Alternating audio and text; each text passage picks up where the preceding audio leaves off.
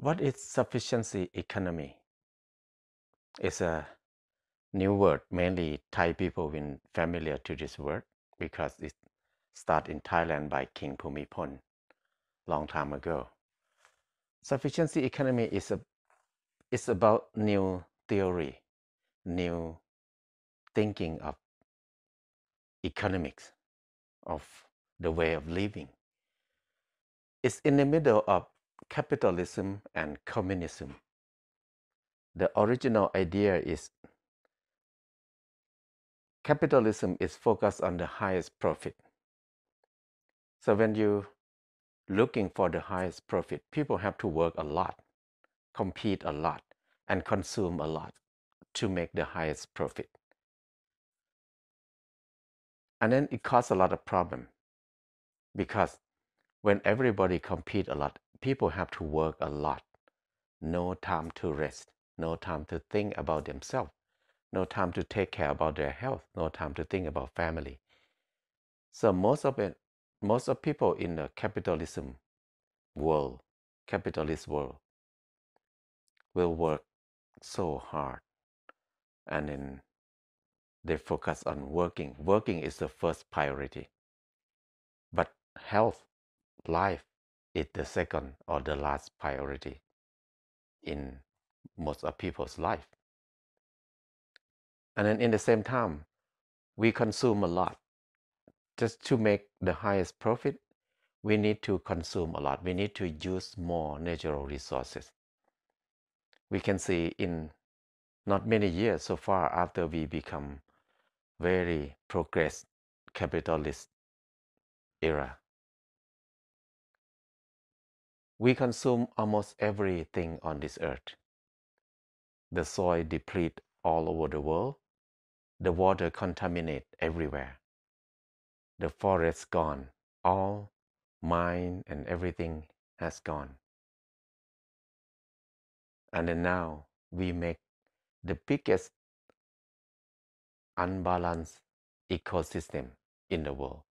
So it creates more problem. Even people have a lot of money, but they don't have time to enjoy life, don't have time to be happy, don't have time to think about ourselves at all. So we have a lot of money, but we miss a lot of things in our life, especially the most important thing is natural resources and health and good life. We miss most of it. In the same time, to be communist is another end, another side of thinking. To be communist, there's no motivation to work, to live, because everything we do is belong to the government. And then in the government, there's a big dictator system. It's not easy for people to live in the communist system. So for Thai people, we love easy life. We enjoy eating. We enjoy play. We enjoy a lot of things. We love to have fun. So we're not fit with both sides actually. That's why sufficiency economy start in Thailand, because it fit more Thai people. So what is the idea of sufficiency economy? The main idea is not think about the highest profit, but think about ourselves first. What do we really need for ourselves? So the most important thing is to think about ourselves first. We need to have enough for ourselves first, and then leftover we can share and we can sell. So in general, people don't think in this way much. In the world of capitalists, we just focus on working hard. Time is money. We have no time to have fun. We have no time to think about anything. We just work and make money and make money and make money. The main principle of sufficiency economy is three things. The first thing is about humbleness. Humbleness means not too much, not too less. Be in the middle. Have it enough. So it's hard for people to understand this part because we were trained in the capitalist way that more is better. We need to have more. But sufficiency economy is about in the middle, not too much, not too less.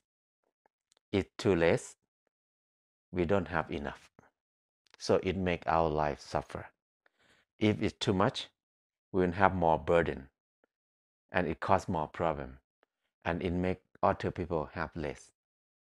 Because if we have more, if we have too much, that means we take out other people's part. For example, if we have a lot of money, that means we take natural resource out of other people. So other people will have not enough natural resources if we have it too much. So it causes more violence, causes more problem later. So sufficiency economy, the first principle is think about not too much, not too less. It have to be in the middle. Make it balance. Balancing the whole thing is the main idea, is the first principle. The second principle is reasonableness. We need to use reason in our life more. Reason means mindfulness. Whatever we do, we need to be mindful. So mindfulness or reason is opposite with feeling. There's two things, feeling and mindfulness. Mindfulness is about reason. It's about the truth. It's about fair. It's about justice. But feeling is about like or don't like. So this part is very important part of our life because normally in capitalism, we focus on feeling. What you feel like it, take it, take it, take it, take it. Even many times, most of it, there's no reason. For example, some of people who bought more than 200 pair of shoes, they don't need to have a lot of shoes like that, but they like it, they love it, so they buy it a lot.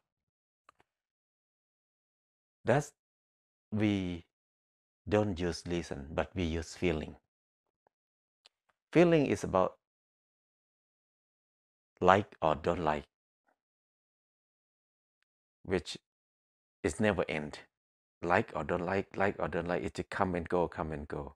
Today we like this one, next day we maybe don't like it.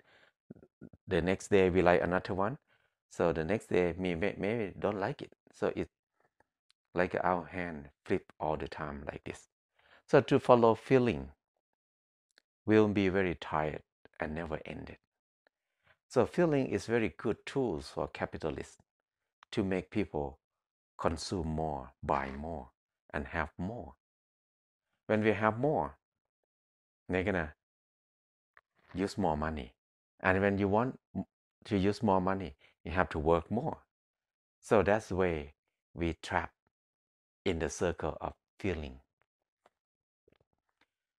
Sufficiency economy not support people to use feeling much, but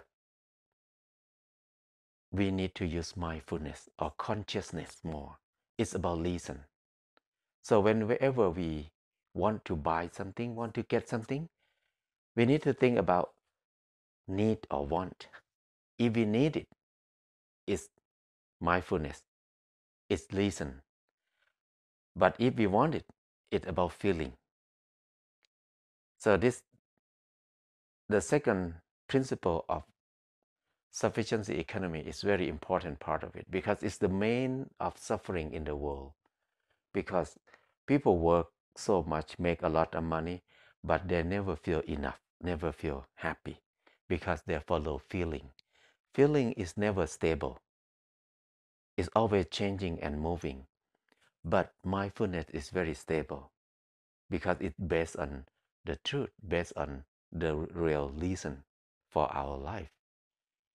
So to follow our mindfulness is the main principle that make our life turn to sufficiency way. And the third principle is about self-immune or immunity. We need to make immune system for ourselves strong. What's the meaning of self-immune? Self-immune means we need to plan ahead of time. We need to think very far, prepare for something that unpredictable will happen, like economic collapse, the money collapse, the natural disaster happen, tsunami happen, or drought, or flood, or something like that. So we need to prepare for this thing. So immunity is like to have insurance in our life. Insurance, it doesn't mean buy insurance from a company, but the insurance that we need is to prepare ourselves, be able to help ourselves in the emergency time, in the hard time, or in the crisis time. For example, we need to prepare ourselves to be able to find our own food anyway. We need to know what is edible, what is not edible. We need to know how to cook. We need to know how to find water. And then we need to know how to make our own shelter if we need a place to stay. How to build a house. How to make a shelter in the crisis time. And we need to learn how to make our daily needs, like a clothes, tools, everything that we use in our life. We need to understand it, know how to do it. And then we need to know about self-healing. Self-healing is about understand our health, understand our body, and know what can help us. Know herbal medicine, know the local wisdom, how to take care of ourselves. This is self-immune. If we can rely on ourselves in the 4 basic needs, at least, that's the best insurance in our life. Because we have less fear, we have more confidence in our life. Whatever happens, we can help ourselves in every situation. This is one meaning of immune system or self-immune that we need to have it. Another way is when we do if we are a business person, we need to think about self-immune for our business. We don't invest too much money. We need to have some for security, not invest all of it in one thing. We need to have some for security. Or farmer, if they grow rice this year, they need to calculate how much they eat for this year. And they need to have some saved for next year in case they have drought or they have flood or they have some thing they cannot control. So they're not going to sell all of it. So this is what we call immune system. We need to have some system that makes sure that we will be okay. We will be safe if the crisis or something happen. So the main principle of sufficiency economy is 3 things. The first thing is moderation or humbleness. Mean not too less, not too much. The second principle is reasonableness. We need to use reason. Reason means mindfulness or consciousness. It's opposite with feeling. We don't follow feeling, but we follow mindfulness or consciousness. The third principle is self-immunity or immunity. Is the way to think and plan ahead that how can we plan for crisis or something bad happen. It's similar to insurance, but not buy insurance from a company, but we make ourselves to be able to rely on ourselves more. This is the best insurance in our life. Sufficiency economies, there are three principles and two ethics. The true ethic is, the first one is knowledge. We need to have knowledge. We need to understand things deeply, understand things very well before we do something. The second ethic is righteousness or moral. Righteousness is about fair, it's about justice, it's about love, it's about care, it's about open mind, it's about equality. We will not take advantage of anybody, not take advantage of nature or human. We are one. We have to live together. Sufficiency economy, if we think in the theory way, it's take time to understand, it take a lot of explanation, but in practical way, it's very easy to understand it. In practical way, we just learn or practice how to follow mindfulness or consciousness and then not follow feeling. That's the main thing. If we follow mindfulness, we'll have less problem in our life. Everything will be good and nice and easy and relaxed. But whenever we follow feeling can lead us to complexity, can lead us to suffering or anything that we don't like easily.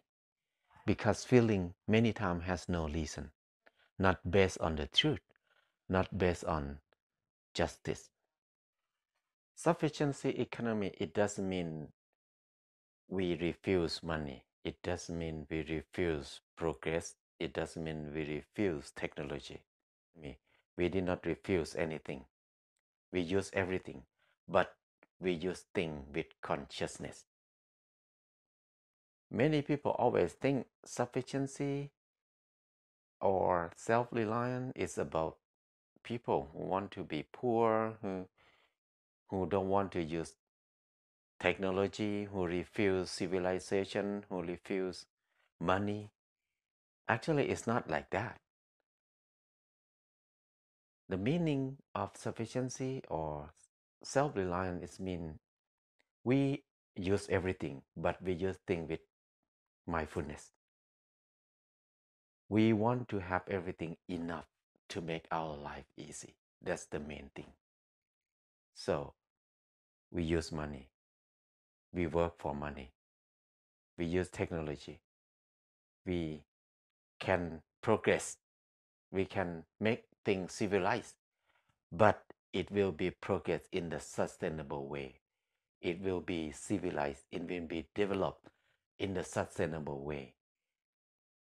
Now, the whole system we develop in the way that we hurt ourselves. The way we develop now is we consume as fast as we can, but we never think that the natural resource that we consume is very limited. it's going to finish. So we cannot consume like this longer than this anymore. Sufficiency economy is the design to make our life to have natural resources enough for us for a long, long, long, long time. We don't need to work so much to have more than we need because our life is very short. We will die soon. So we spend the most precious time in our life to work and make it enough for ourselves, to make our life not suffer, not too complicated, and make our life have more time to enjoy our life, enjoy our family, and work to make resources propagate more so it can feed us more endless and then have more resource for the next generation. This is the idea of sufficiency economy. It doesn't mean poor. It doesn't mean hard life. It means make it enough and make it easy and make it fun and relax and make it last long for next generation.